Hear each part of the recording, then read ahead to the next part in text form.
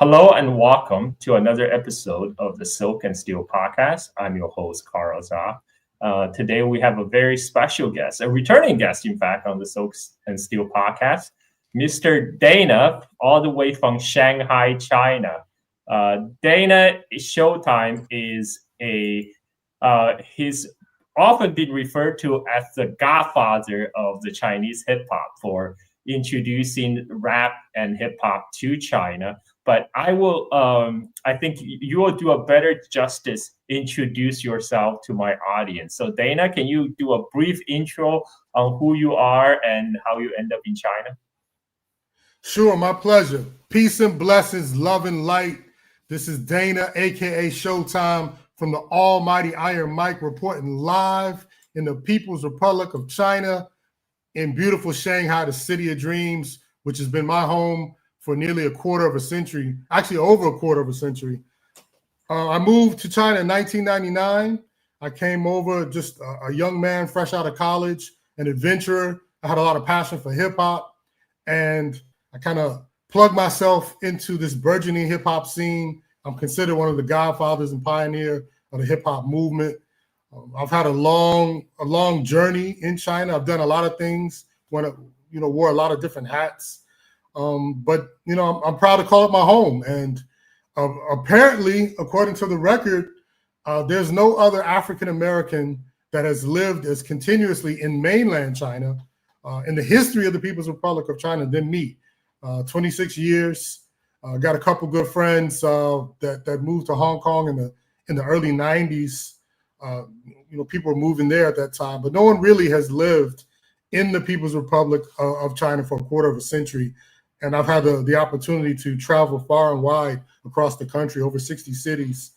And so it's always good to be back on the show. I was here just after the first lockdown, and I got to introduce myself and talk a little bit about my story with hip hop. But it's great to catch up, and finally we got to meet for the first time. So this is the first interview after our first meeting. Yeah, I feel like I already know you for a long time, Dana, because we have known each other online and we collaborated on my podcast. So when I finally met you, I felt like I know you already. It was great that you kind of showed us around Shanghai in a way that I would not be able to do without local contact. Because before I go to Shanghai, I always go to the tourist side, which is the Bong and Nanjing Lu, the pedestrian street. So all the people other tourists do when they come to Shanghai. But you actually show me how average Shanghaiers live, and you show me around your neighborhood, your residential compound, and you show me around your favorite walk place in Shanghai. That was great, and so there are many reasons I want to talk to you, and not just the fact that you're quite unique. You have a quite unique experience as a black man, as a black Muslim man living in China for pretty much the entire 21st century so far. And so first of all, I want to ask you, what is it like to live as a black person in China for the last 26 years? And what's it like to live in China in the year 2025? So, I get asked this question a lot, and I've been on different interviews and I've shared my piece. I have my way of framing it. And I got some pushback the last time I was on a video and I shared my perspective. First and foremost, I'm only going to speak for me and my personal experience. My personal experience as a black man from Detroit, it's the greatest experience of my life, the greatest life choice and life decision. It's been a wonderful, wonderful journey. I've tasted joy, I've tasted pain, bitterness, and sweet. I've seen it all, highs and lows, but the good far outweigh the bad. And from that lens, it's great. It's incredible. It's a roller coaster ride, and we're still going up. It's still going upward. So I can barely put into words. I think I'm gonna have to do a better job of actually just showing people, because if I talk about it, you're not gonna get it. But if I show you a window into my life and the things that I've experienced, if I do a better job of that, people will have a better understanding. It's you couldn't even make a movie about the life that I live in China. I've never seen anything that could capture what I've experienced traveling this country, the people that I've met, and the journey that I've been on. So it's unbelievably positive, progressive, uplifting, forward moving. I've been humbled. I've learned a lot. I've progressed. I think politically, I've never felt more inspired and empowered. There's something that was really lacking in the United States, actual political power, and it just experiencing what I think is the 22nd century. And I have a good friend from Detroit.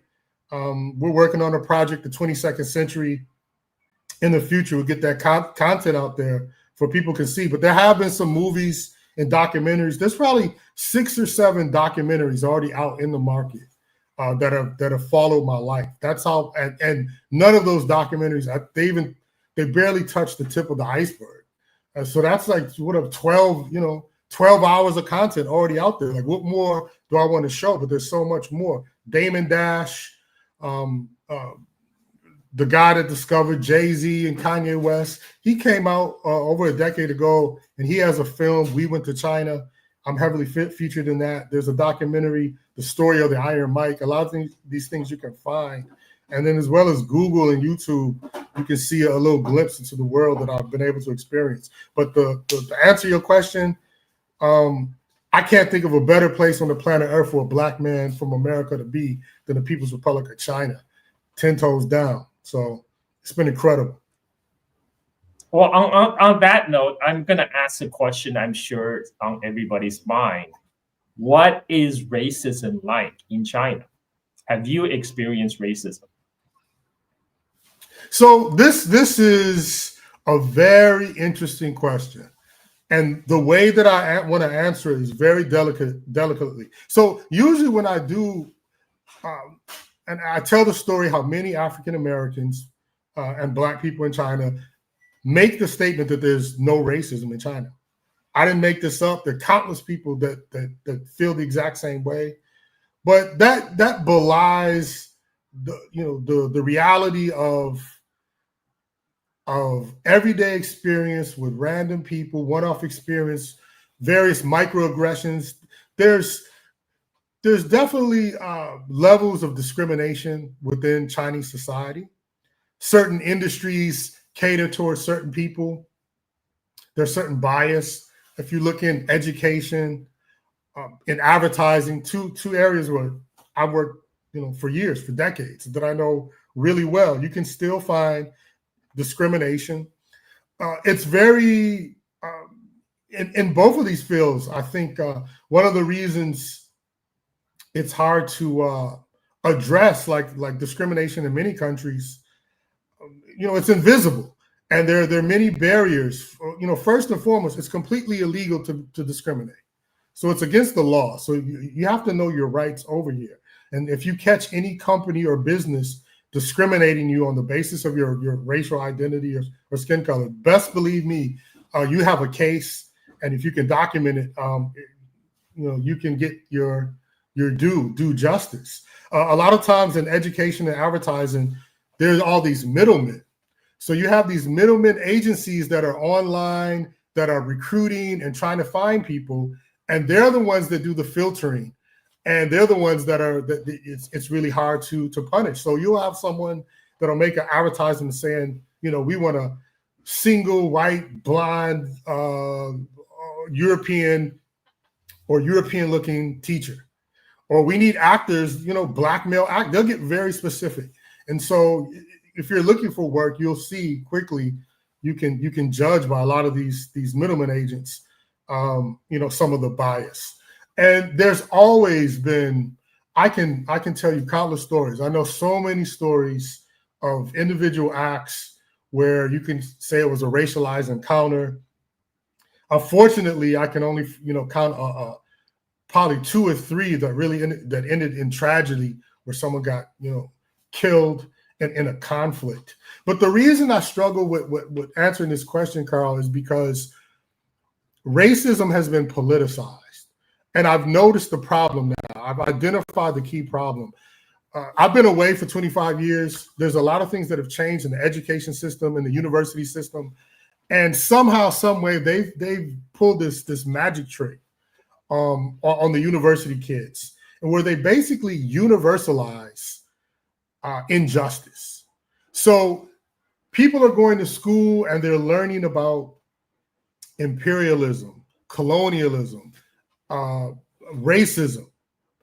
And then suddenly, like a magic wave of hand, they're being pushed to believe that these systems of oppression are universal and that they happen all over the world.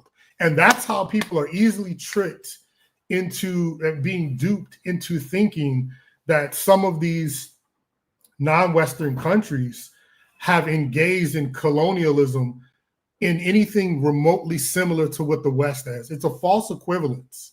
And it's also, I see it being weaponized on people, especially a country like China, because China is a big nation. It's a powerful nation. And it's very easy to say, they're just as bad as we are. They're just as evil and corrupt as we are. We practice racism. They practice racism. And then you fall into the trap of this projection where they're projecting their own injustice on another people. And people are buying it, hook, line, and sinker.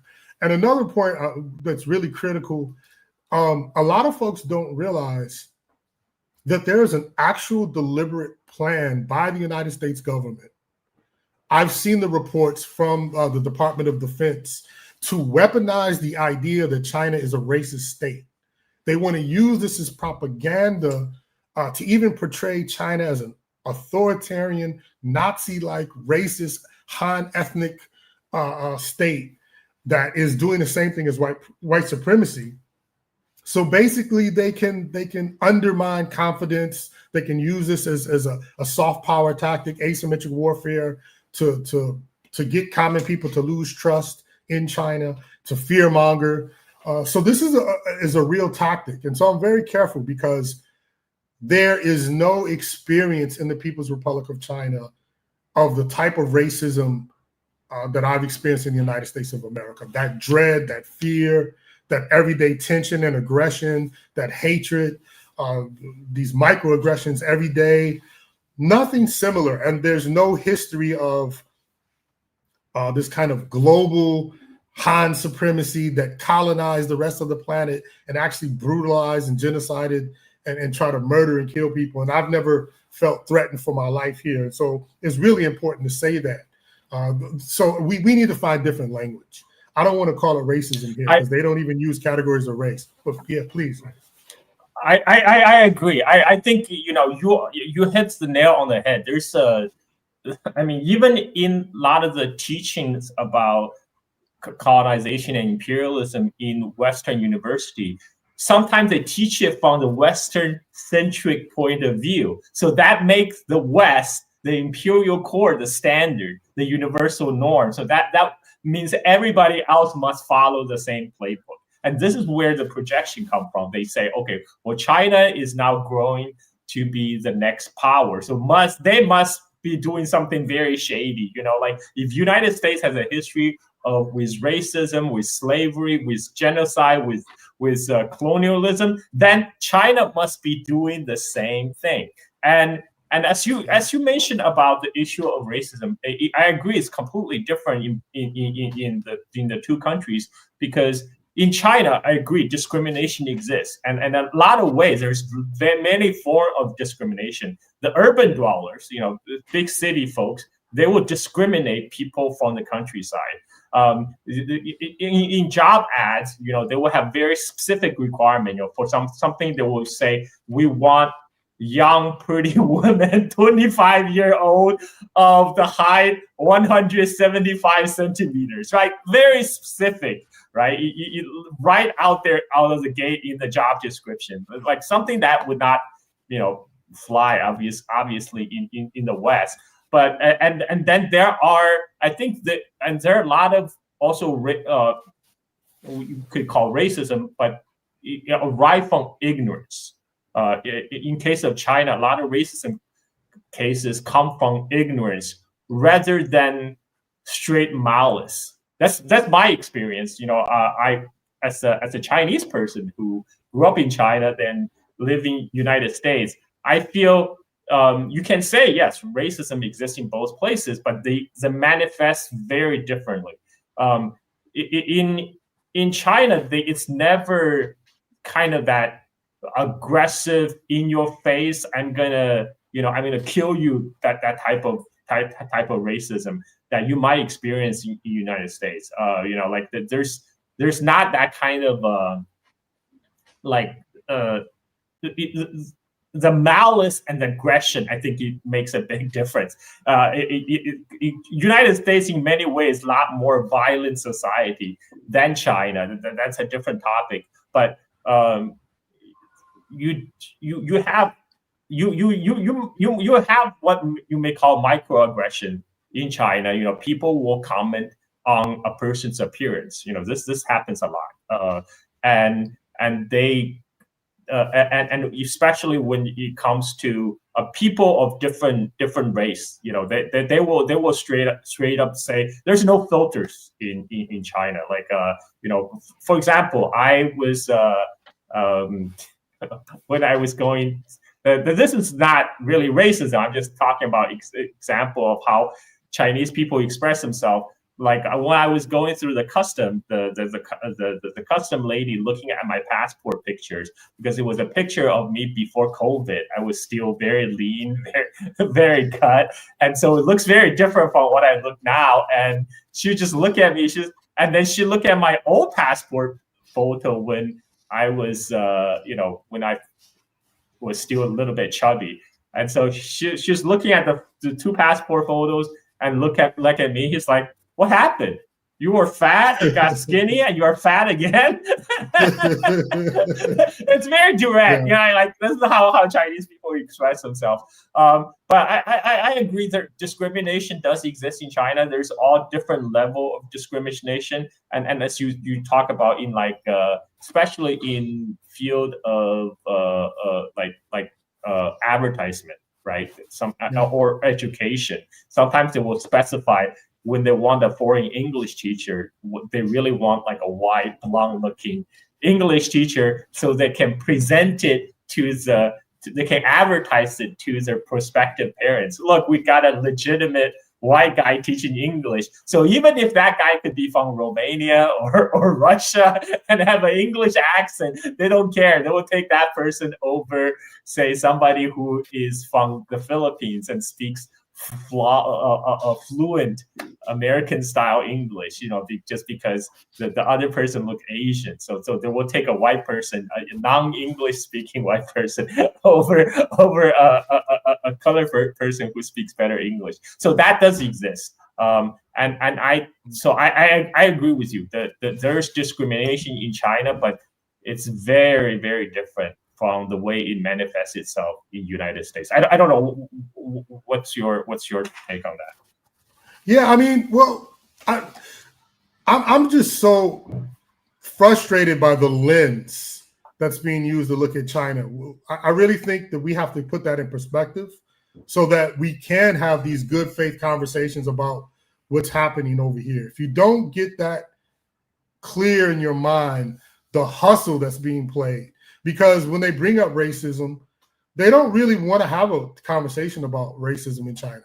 They don't want to have a real intimate conversation about what's happening and how the problem can be solved. They're just using it as a smear tactic. And one of the things that I find so hypocritical about that is, like, they are universalizing the negative.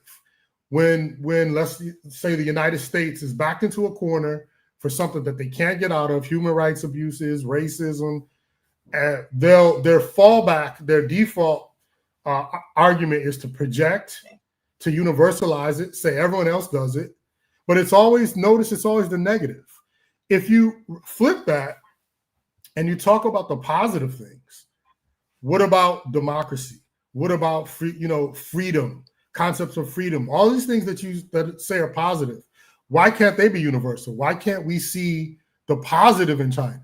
Why don't we ever talk about democracy in a realistic way? Why don't, if you tell me, well, China, I mean, the United States, we believe in justice, freedom, and equality amongst all races, and we've worked hard to improve ourselves. Let's have that conversation about what China believes, what values they have, and how they're working to improve these problems, and how far they've actually come. Let's look at it in a serious way. It's illegal by law in the Constitution to have identity politics.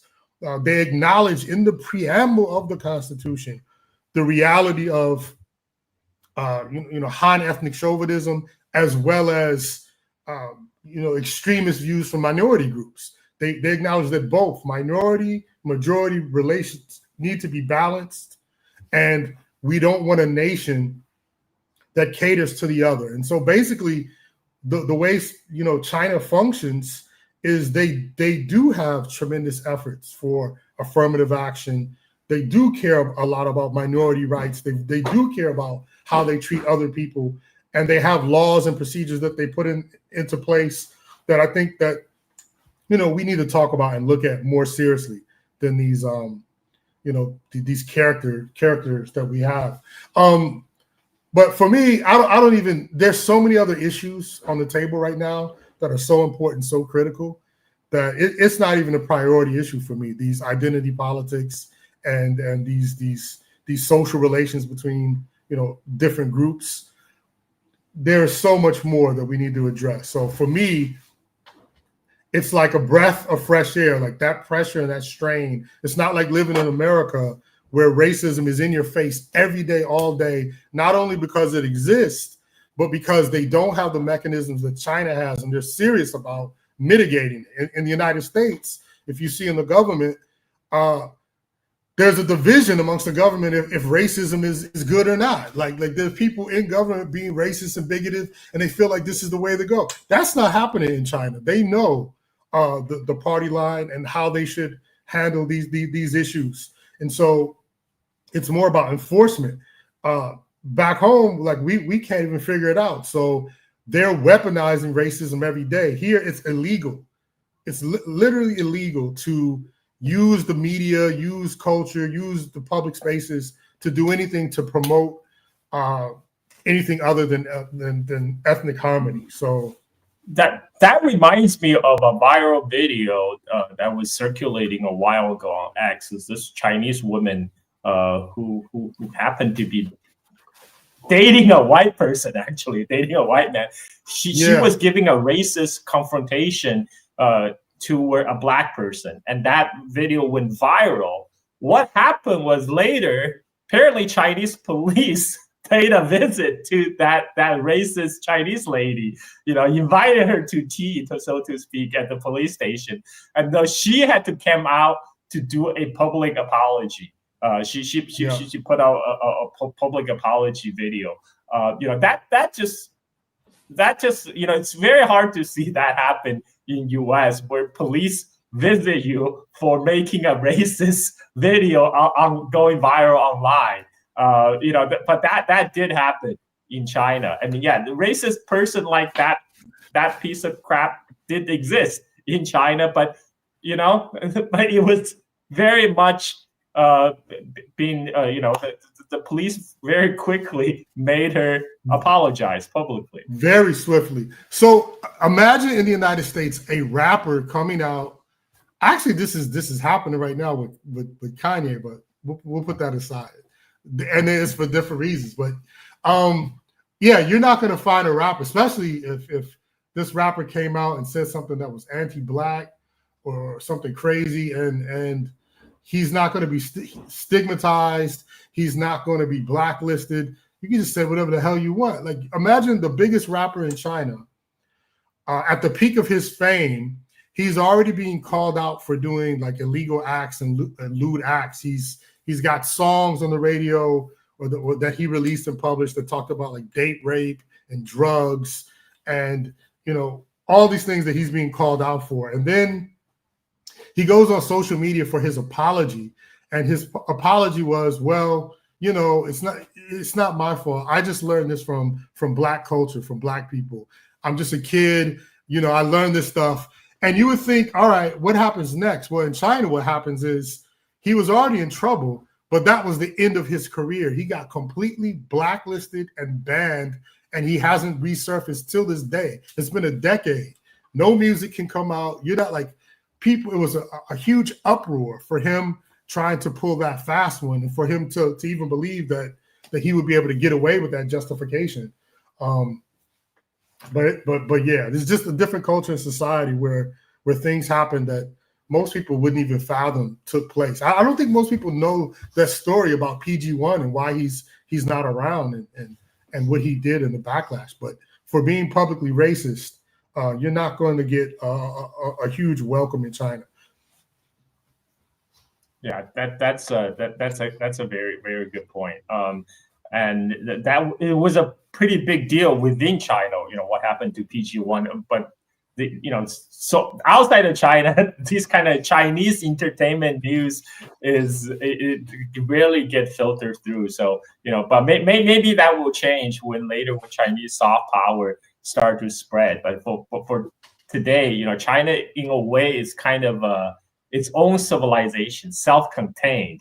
And the outside world has a very little awareness of it. This is why I interview people like you, who have been living there for a quarter of a century. So you have experienced a lot. You saw the whole growth of Shanghai from early 2000, late 1990s to what Shanghai is today. So what is it like to living in Shanghai in 2025? Having witnessed all that transformation?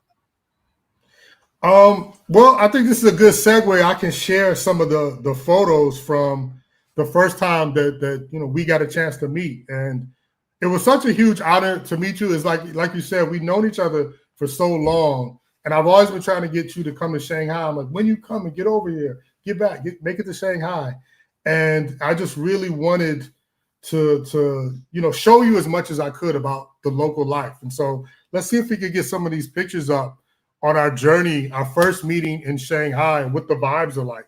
So I met you at the hotel, and then immediately it was probably about 3 or 4 in the afternoon. The sun was still out. And, this is a Sunday evening in Shanghai, a Sunday afternoon, pretty slow day. And so we go to North Shanxi Road. And this is actually, I remember we were walking around. We were trying to figure out, is this the French concession? Where are we? And I always kind of lose my exact bearings. Now I know the border for the French concession and the foreign concession, the foreign settlement, which is the British and the American, is Yan Shilu, Yan Road. So Yan Road. For my audience who might not be familiar with Shanghai or the Chinese history, after the Opium War, Shanghai was divvied up between the different foreign powers. So each foreign power there will have their own concession in Shanghai, where Chinese laws do not apply. Where the laws of that particular foreign nation would apply with their own police enforcing it. So French had their own quarter in Shanghai called the French concession, where the French law will be enforced by the French police, and British and Americans also have their own piece of Shanghai. But later, British and American concession merged together to form what's called international settlement. That would including Bond, the famous Bond, where all the tourists go visit. And there's actually people don't know this, but there's actually Japanese concession and Russian concession as well. So because different foreign powers carve their own sphere of influence in Shanghai, and so for French concession nowadays is kind of a chic place in Shanghai with all these very chic stores. People will look at the picture and say, "Where are all the people?" The day we went out, it was super hot in Shanghai. I went in late. I went in mid September, right? That's when you took me. It was super hot. People were just trying to stay indoors, and so it's also like a slow. I think it's like a weekend. It was too early for people to go out to eat yet. So it's that this is probably why in the picture you don't see many people here. Yeah, well, actually, no. When we went out, it was packed. We could because we would have went in. Right. So if you go to the next picture, yeah, hit the next one. So that's kind of what it looked like when we were there, as it was starting to get dark. Basically, this is just in the international settlement north of the French Concession. We're literally like walking in the footsteps of the Western colonial footprint. This is a kind of like an apartheid place where Americans and British people lived.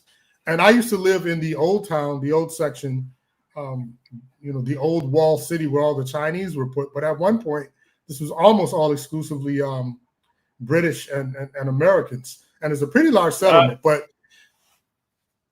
go ahead. There's actually a famous Bruce Lee movie, Fist of Fury. I think it was Fist of Fury. That was about Bruce Lee's character got really furious that when he went to Shanghai and saw the sign in the international settlement outside the park says no Chinese and no dogs allowed. So he got really angry and he jumped up and kicked the sign in half. And so that's kind of the what you were referring to as kind of the apartheid period in China when the Chinese people were restricted from a certain area of Shanghai, including public parks in the international settlement. And then I know at some point there was some a major Western publication, I forgot what's BBC or Wall Street Journal, that tried to debunk this claim from Bruce Lee movie. They say, so after they did their research, they say, okay, there's actually no sign that says no Chinese and no dog allowed in the park. What the park sign and regulation says is that this place is reserved for European residents and no dogs is allowed in the park, which basically the same thing. Which basically the same thing. So that was their debunking. But anyway, yeah. So we've come a long way from that, and this party was going on. Actually, it was pretty impressive for a Sunday, because we would have went in there. You probably don't remember it because we walked by it. We just took a look, and then I'm going to show you what we saw next. But the place was packed, and basically this is a pizza bar. It's called House of Zup, and they had like a live radio show block party. So the DJ is behind the pizza bar. He's DJing, playing music. People are inside buying pizza, spilling out to the street, and just enjoying Sunday, just chilling. I think they call it the takeover by Bouncy Bounce, and they do these live house parties, house DJ music on the street. So we was chilling. And so if you go to the next picture, because it was crowded, we just started to explore, and we found Shanxi Road. It's also called Seymour Road. Seymour Road, that's the old name during the times that it was part of the international settlement. And it's also home of a corner of the Jewish ghetto and a large Jewish settlement. And these buildings that we're exploring here, we can go to this one was, this is the courtyard that we went into. This is just incredible courtyard. Then on the left, you can see that last building that we were looking at. And this is owned by Sir Robert Hutong. At the time, in the late 1800s, he's the wealthiest man in all of Hong Kong. So tell us a little bit about him, because it was really cool hanging out in that space. But he's got an incredible story that links to Bruce Lee. Well, first of all, I have to say that the place that you took me, that courtyard, you can't see from this picture, but there were a lot of baddies hanging out. I wish I had camera with me when I went with you. So that's why next day after you showed me that place, I went to the DJI flagship store in Shanghai and got me a DJI Pocket 3 camera. I wish I had it when I was traveling with you, because there's so many things I saw I wish I had captured on film. So the place is owned by Robert Hutong, and Robert Hutong, he is Eurasian. So he's of both European and Chinese heritage. He himself is a result of the Opium War. So after the British won the Opium War and forced China to cede Hong Kong to Britain, Hong Kong became the first kind of the entry port. A lot of the Western merchant came together to do business with China, and one of them is Robert Ho Tong's father. He is a Dutch businessman with Jewish descent. He came to Hong Kong to basically be a human trafficker. I mean, his whole business is shipping the indentured Chinese servants from southern China, from Guangdong, to Dutch Latin America, which is I think Suriname, and then his whole business, in Cantonese, this is called 卖猪仔, selling the piglet. That's because that's how those indentured servant, Chinese indentured servant felt. They felt they're being sold like piglets, being shipping across the ocean to serve as coolies on plantations. And this is because during that time, in the late half of 19th century, slavery was being banned in South America.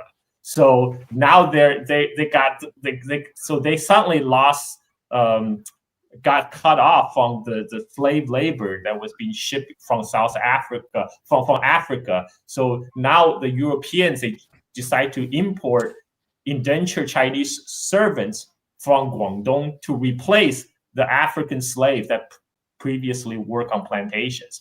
And that was the business of Robert Ho Tong's father. And while he was in Hong Kong, he did like what many Western businessmen at that time did. He had a kid women, and a kid Chinese women, which is Robert Ho Tong's mother, and he had 4 or 5 children with her. But interestingly, now the interesting, so later this Dutchman who rose to become Dutch consul in Hong Kong, he actually left. He left Hong Kong, left his kid women and his children, and he traveled to United States to marry a real estate tycoon's daughter in San Francisco, and then they all became naturalized British citizens and traveled to live in Britain. So Robert Ho Tong, his mother sent him to those missionary schools because that's the only school that will take these mixed children in, and so he was brought up with both English and Chinese language skills. So it became very useful when he graduated to enter to the workforce. And at that, he first joined the Chinese custom, because at that time, all the Chinese custom were controlled by the British. So after Opium War, all the Chinese custom were controlled by British. So he joined the custom in Canton, today's Guangzhou. After working there for a few years, he decided to join one of the largest trading houses in Hong Kong. That's Jardine Matheson. Jardine Matheson started out as the biggest opium smugglers into China. They started out in opium smuggling, and so Robert Ho Tong quickly rose through the rank as a comprador because he knows both. He's fluent in both English and Chinese. And then he got the way he got his job is because his older sister married another comprador who was working in Jardine Matheson. So that got him in the company. Then he got his younger brothers also into the company. And one of his younger brother is none other than Ho Kan Pong, the grandfather of Bruce Lee. So Robert Ho Tong is actually the grand uncle of Bruce Lee. And the funny I think I got a story, picture. Yeah. Okay. I think I got a picture. The next one. Okay, let me see. Okay, so that's the picture of Bruce Lee and his grandmother and in Shanghai. No, it's just his grandmother. This is at the place we were at. This is taken right. Oh, right. This is like Bruce Lee's grandmother at the Seymour Road in Shanghai, Seymour Road in in the Hotong residence that we visited. So what happened was Robert Hotong, obviously you can tell he's Eurasian, right? He doesn't look Chinese, but his younger brother Ho Kantong, for some odd, unexplained reason, is full Chinese. I mean, like he's not Eurasian. This was never explained in the family. Why, like, there's out of the four, 5 brothers, there's a middle brother that's fully Chinese. But that's the full Chinese brother is the grandfather of Bruce Lee. And so all Robert Hotong and all his younger brother, they after working in Jardine Matheson for a while, they learned the trade, so they decide to strike out to form their own trading company.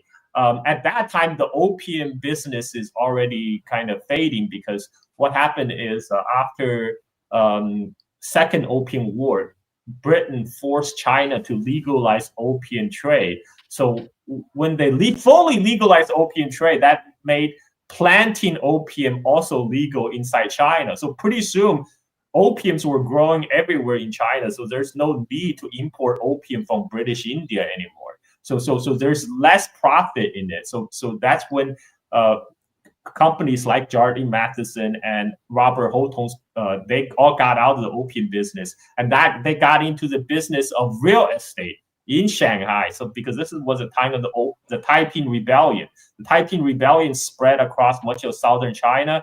The Taiping rebels took all the outskirts of Shanghai. So a lot of the wealthy people in the lower Yangtze deltas all fled to Shanghai, and a lot of war refugees were fleeing into Shanghai. The population of Shanghai double, triple, quadruple, and suddenly all these tycoons who own real estate in Shanghai became immensely rich by being slumlords. And Robert Hotong is one of them. That's why they have those properties in Shanghai.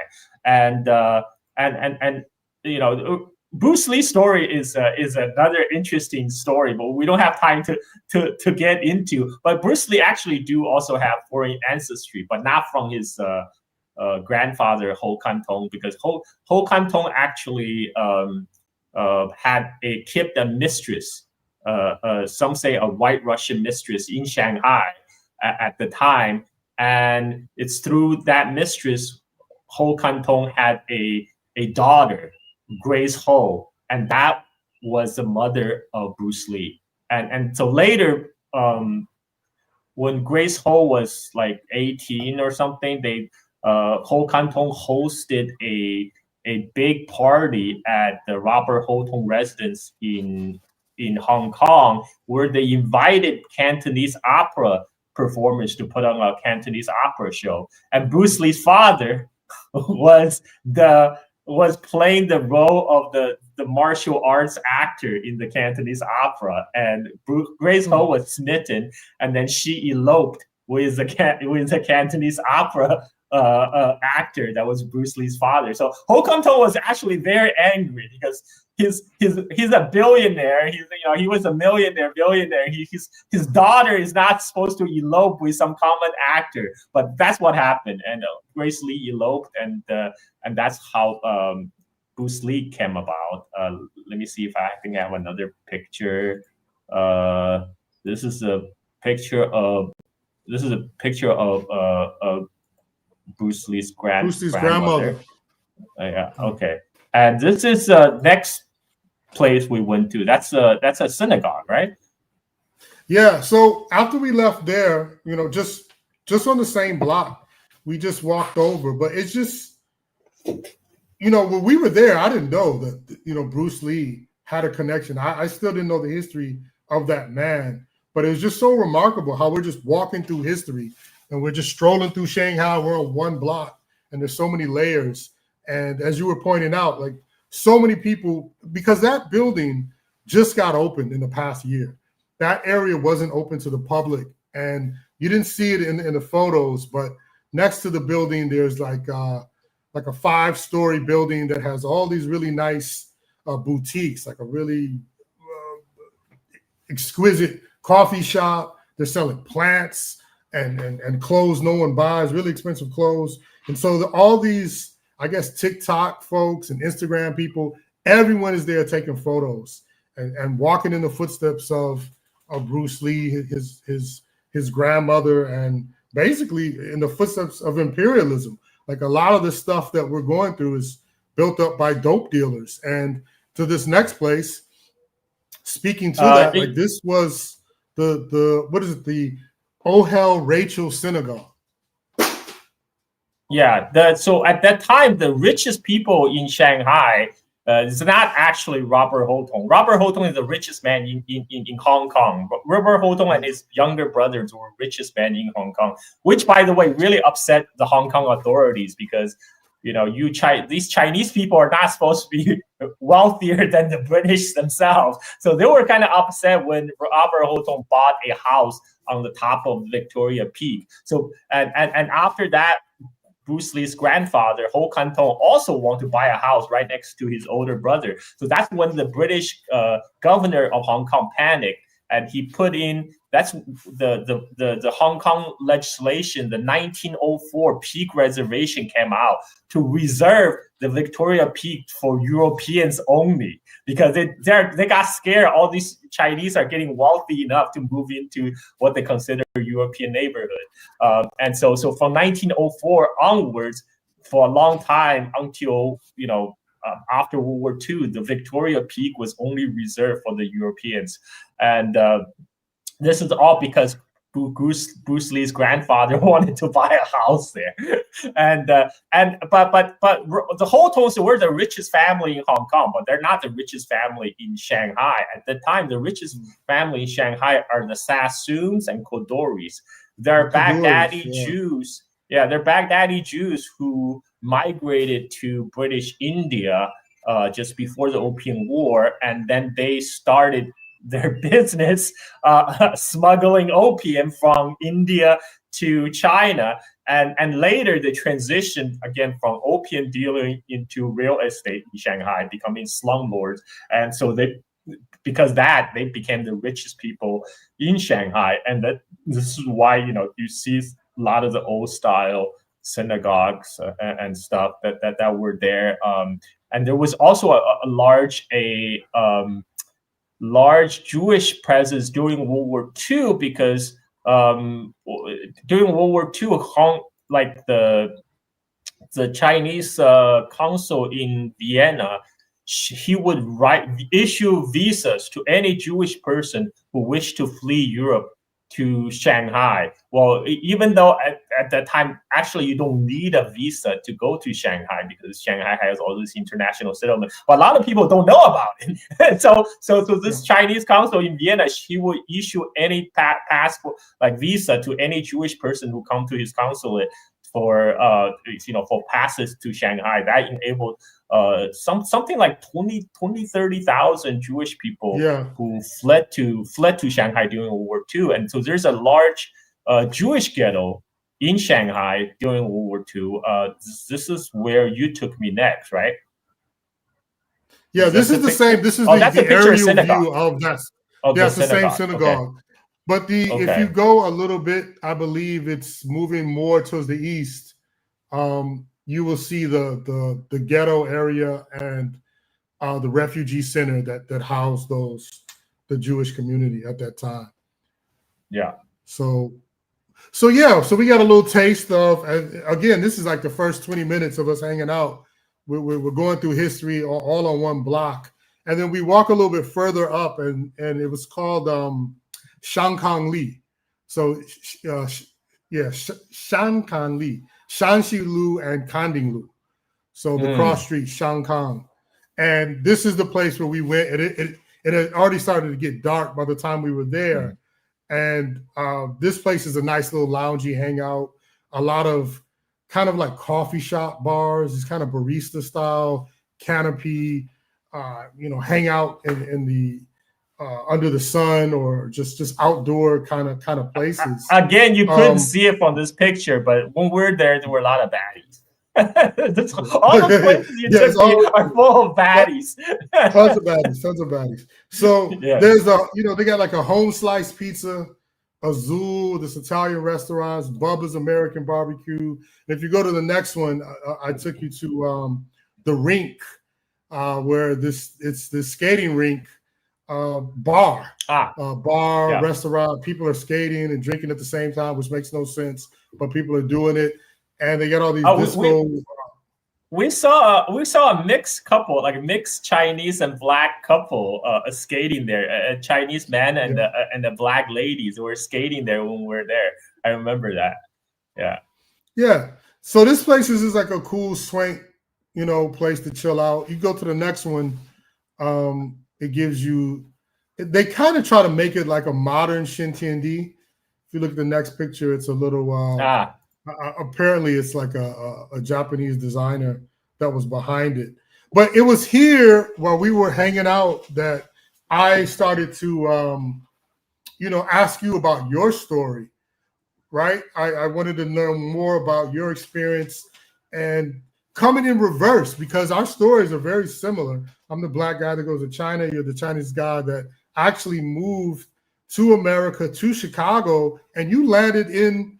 You're right next to, next door to Detroit. You're my neighbor. My sister, grew up in Chicago, and you landed in the black community. You landed right in the hood. So I wanted to ask you about, growing up in the hood in China and Chongqing, and then moving to the hood in Chicago. What was that like? Did Chongqing prepare you for Chicago? And how did you deal with the stereotypes in like a all black community? How do they react to the Chinese guy? Well, first of all, just living in Chongqing in 1980s prepared me nothing for 1990s America. Okay, especially 1990s Chicago, Southside Chicago. I just to clarify, my first half of my childhood, up to when I was 6 years old, I was living with my grandparents in the part of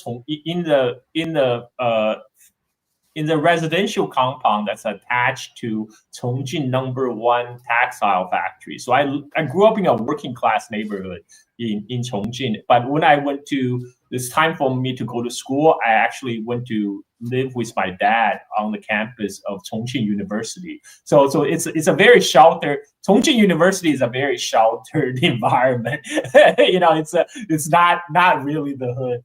But when I moved to Chicago, well, my parents, we live in Bridgeport of Chicago, which it's not close to the South Side. So Bridgeport at that time is still a white working class neighborhood right next to Chinatown. So you're getting some infiltration from Chinatown with some Chinese families start moving in. So my elementary school was there's maybe 20% of the kids were Chinese or from Chinese immigrant families. And then but when it's time for me to go to, well, by the way, it's in that neighborhood, the white working class neighborhood of Bridgeport. That's the first time I experiencing racism in America, because when I started high school, because I started 8th grade in the United States, and then for freshman year I attended Kingwood Academy, which is in the hood. It's in the south side of Chicago, right next to the University of Chicago campus. And for people who don't know, the University of Chicago campus it's a ghetto within a ghetto. so University of Chicago is surrounded by the South Side ghetto, but my high school, Kingwood Academy, just outside of the campus of University of Chicago, so it's right in the middle of it. So I would, from where we live in Bridgeport, I would take a bus for every day for an hour and sometimes an hour and a half to travel through the entire length of Chicago's South Side to go to school. And one day when I was waiting for my bus, this is Bridgeport, in the white working class neighborhood. I still remember this. It was very cold. It's in the winter, it was snowing and very windy, and I was just still shivering in the cold. And this a car full of white teenagers, they just drove by and then spat on my face and called me a chink. And that's my first experience with racism in United States.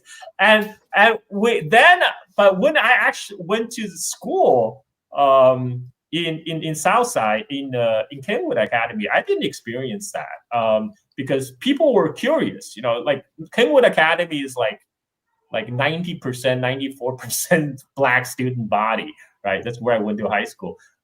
People are very curious because I was this kid from China.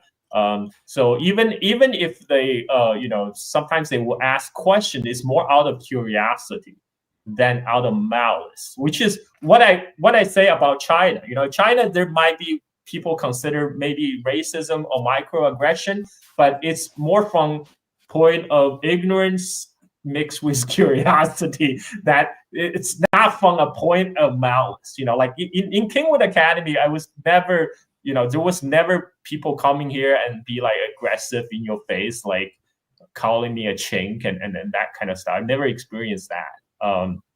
And so that is so powerful. Not to cut you off, but just I want you to continue. But that is such a powerful experience, Carl. And that story, like the average person, they're gonna assume that if you go to the ghetto with the Black folks, that they're gonna treat you bad, they're gonna attack you, they're gonna beat you up and bully you. But you're literally telling me that it was when you went to the suburbs you got spat on, but when you were in the hood in one of the toughest schools in Chicago, people were cool. Like they were curious, but like you didn't have anyone actually verbally assault you. But please continue. I'm sorry. This is no verbal or physical assault. That's just not my experience. And Kingwood is a tough place because we had people getting shot in our schoolyard. One time I was getting out of math team practice. I know, very typical. I was a nerd on the math team. So when I was leaving math team practice, I heard some girl say, "Oh, so and so got." I heard a loud bang, and some girl rushing. Also, so and so got shot. So all the people are rushing out to form a huge circle around this one spot in the schoolyard. I wanted to go see too, but then I saw my bus is coming, and I know if I miss that bus, I'm gonna have to wait another 20 minutes. So I rushed to the bus. And later, when I came back home, I turned on the TV. They said somebody got shot and died in my school. That's the kind of place it was. But I did not experience, racial attacks or even verbal taunts in high school. So I did attend Kingwood Academy for a year. I lived there. So I spent my freshman year attending there, and then I got tested into IMSA, Illinois Math and Science Academy, which is in Aurora, Illinois, in the middle of the cornfields. It's a whole different experience living in a residential school in the when you're 16 in the middle of the cornfield in Aurora, Illinois. But so overall, my experience with the Black community in America is actually pretty positive. I did not have the same kind of racist attacks that I had in Bridgeport, in the place where my family did live. Because that wasn't the only occasion where I was confronted. There was another time, when I was just walking through the park where I would go to, because the bus stop is on the. I have to cross the park to go to the bus stop to go to school. And one time when I was crossing the park, I was accosted by this a white kid and a Latino kid, and they're just, they're just like being very aggressively confronting me. I'm like, oh, what's up? What's going on? And then they pretend to reach into the pocket to pull a gun. And then I got scared. I was like, oh shit. and turned around and ran. But like they didn't have a gun. And then there was some old there's some old grandpa in the neighborhood did yell at them, say like, what did he do to you guys? What are you guys trying to bully him and stuff? But that's was my experience in the white working class community versus the Black community in Chicago. So I noticed, like, in a lot of your guest appearances, you do have a lot of good camaraderie with Black hosts. You have a lot of Black guests on your show, and you're on their show, and you still keep that relationship, and there seems to be a connection. What role would you say Black Americans can have in U.S.-China relations, and what advice would you have for Black Americans that want to come to China? That's a very good question, because I think the reason I do feel a lot of camaraderie and solidarity with a lot of my Black hosts or Black guests on my show is because I think they get it.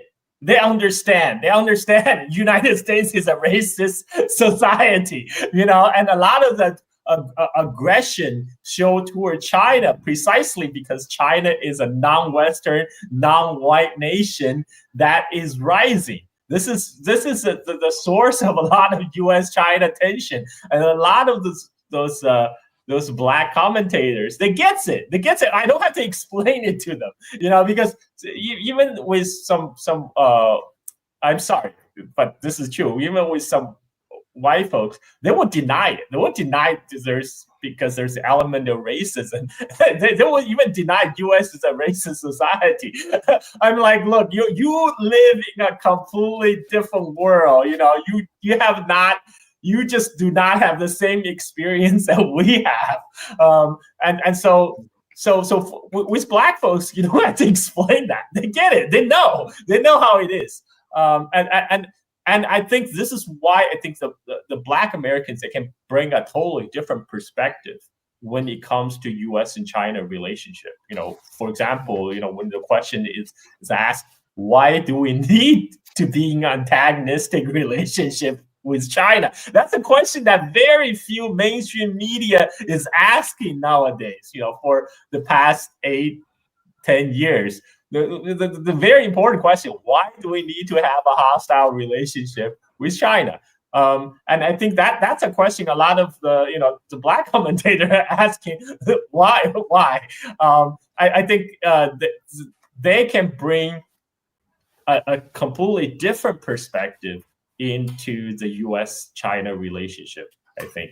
And for the people who are want to have an interest to come to China, I say come. I mean, I say not just to Black folks, but to any colored folks, any folks that want to come to China, come experience it for yourself, because seeing is believing. Until you are in China, you won't know what it's really about. And let's face it, when you live in the imperial core, a lot of time your perception is being influenced by the corporate propaganda, even by osmosis. Like I noticed, I talk about my own trip to Russia. I thought I was pretty immune to the Western propaganda, but I was still surprised when I traveled to Moscow in the summer. I found it so beautiful and colorful, and everything is so bright. And then I checked myself. I'm like, why did I think that way? Why was I surprised that Moscow could be beautiful and colorful in the summer? And then I realized, because all the images I saw from the Western mainstream media about Moscow, it's always presented as a very gray and depressing place. You don't associate with color and joy and people enjoy their lives. And so, but seeing is believing. Even for the China haters, I say, come visit China. At least understand what you hate about. Right now, you're not hating China as a physical, real place that existed. You are hating China as an idea that only exists in your head, that was planted by the corporate media. Go experience it for yourself. This is my advice, and keep an open mind. Keep an open mind, and keep in mind that, again, U.S. is not China. You don't need to project the conditions inside the United States to China. China is a different civilization, different country. You just gotta treat it, interact with it on its own terms. Those are my thoughts. I think that is incredible advice. That is the best. That's some of the best advice I heard, because as you're saying it, I'm just reflecting on, one is, two, like when I saw your trip to Russia, I had the same experience. I was looking at what you were going through. I was like, man, I didn't imagine Russia to be like this. So I'm seeing it through your eyes. I was actually blown away by just how the streets looked, how people were dressed. You could just see clearly a vision of a very progressive, advanced, clean, safe society. People are super healthy. People are looking good. It just didn't capture, what I thought it would be. And I think this idea about not projecting and bringing your baggage, because when I came, I brought a lot of baggage, and that blinded me for seeing things because I saw it through the lens of America. And this is not an easy thing to do, to unlearn what you've been trained, but only if you have an open mind and you want to learn, you truly want to learn like why things are the way they are here. Just because your first impression leads you to a conclusion, it doesn't mean that that's the right conclusion. Sometimes you're seeing something and there's much more complexity to it. And on that note, if I could just show you what it looks like, how we party. Yeah. This is just an early night highball with the homies, the friends, chilling. Again, this might be a Saturday, but people of all walks of life, just having a good vibe. You can go to the next one. And yeah, this is just where we were. This place where we were hanging out. The vibes are good people. The hip hop is good. And then there's another view that they do on their social media. And you ask, like, I don't know if it's coming up. Is it coming up? Oh, there we go. Oh, that's the crew. Slow. You can see we got Chinese people, we got African Americans, there's Arab people. Everyone's just happy having a good time over here. It's not a lot of stress and pressure. It's good vibes, people mingling, interacting. And this is the place that I've called home for the past 26 years. And there's so much more that I want to share with you, Carl. I have, we didn't really even get into our trip. We did a lot of cool stuff. Our experience, our Shanghai journey. We had 2 days together, and I do have some footage that I want to share with your followers and your viewers. They need to see it. So I want to line it all up and share some of these stories, these amazing places, and get into, the heart of Shanghai, the tremendous change that has taken place here, and what I see, the direction that Shanghai and China in general is going. So I just want to thank you for having me on the show. It's been a great hour plus. I'm sure we can go all evening. We could go a lot longer, but I'm just happy I got a chance to meet you and kick it with you in person. And I can't wait for you to come back again so we can, do even more. I think we got so much done. We went just what we showed you, just what we were talking about. We walked 2 miles. Actually, we didn't even get to the second place we went to. I guess we'll get into the next video when we had the whole Didi adventure, and we saw some other bars, and that was just half of the evening. That doesn't even get into the late night adventure that we had all in one night. This is the reason. This is the whole time I was with you, I was like kicking myself. Man, I wish I have a camera with me. I could capture this in film. This is why next day I went to the DJI store and got myself a DJI Pocket 3 so I can film everywhere.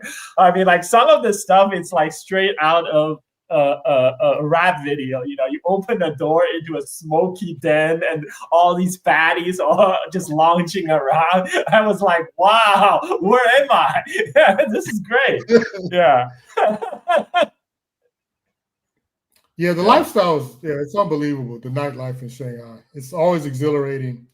So we had a nice, and you're not a hardcore party guy. You're not a drinker or anything like that. So it was interesting to see you in a sober, to see the whole experience and take it all in. And there's a lot of layers to what we saw, and I want to get into that. I want to talk about the layers because there's a lot of history in a lot of venues that we went to, a lot of personal stories, and I think it will be good for Okay, the we have viewers. to do part two. We have to do a part two Yeah. of this interview where we get to talk about in detail of all those places you took me in Shanghai, and we can talk about the history of those places and the transformation that you saw through your stay in Shanghai. And this has been a great, fascinating conversation, and we'll definitely. I definitely have to bring you back to do the part two.